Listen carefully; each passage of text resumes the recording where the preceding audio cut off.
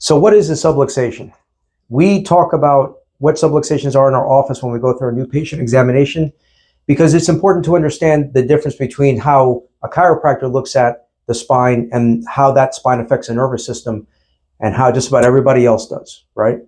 So with the picture that you see here, that is a subluxation. You see that it says 4 on 5 and how 4 has completely shifted forward from 5.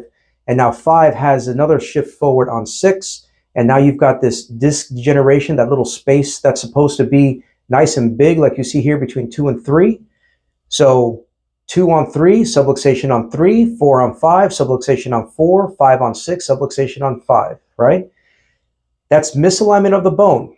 Now, that misalignment creates a lot of additional stress that allows for the bone and the disc to wear away a lot faster. That's only a fixation or misalignment. What makes it a subluxation is that every single one of these bones is affecting nerve flow. It's closing down the nerve pathway so that that brain-body connection is being interfered with. Nerve flow is like water flow down a hose.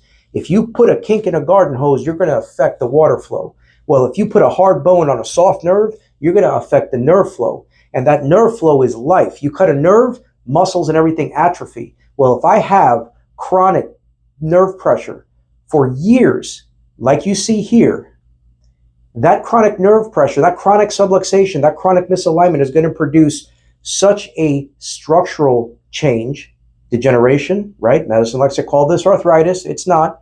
But then physiologically, especially here in the neck, for example, that'll start producing pins, needles, tingling, numbness, or weakness into the hands. Depending on the level, that could be talking about headaches. That could be talking about shoulder pain, problems breathing, problem with heart rate, all because of something that doesn't have a symptom until it starts to become severe.